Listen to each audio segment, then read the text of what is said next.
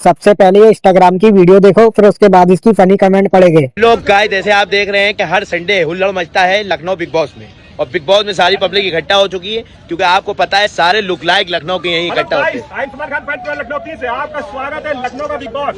तो big boss कोई दिक्कत की बात नहीं है, पुलिस आएगी पकड़ के हम ही बोलेंगे कि कोई दिक्कत की बात नहीं है। ये बिग बॉस चलता रहेगा जब तक भाई को उधर चलेगा, जब तक ये इधर चलेगा, ठीक है।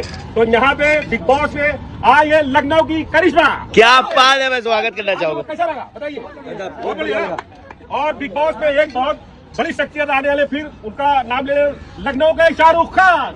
क्या बात है, सैकड़ों दिलों पे प्यार से राज करने वाला शाहरुख खान। और अभी और बहुत से दिग्गज लोग हैं, अब उनका नाम लेने जा रहे हैं। लखनऊ का बॉबी देओल। लखनऊ का बॉबी देओल, हम लोग यहाँ पर तो चलिए शुरू करते हैं। ये लखनऊ के कैलेंडर से संडे हटा दो। लखनऊ में बेरोजगारी बढ़ती दिख रही है। क्या मटेरियल है करिश्मा।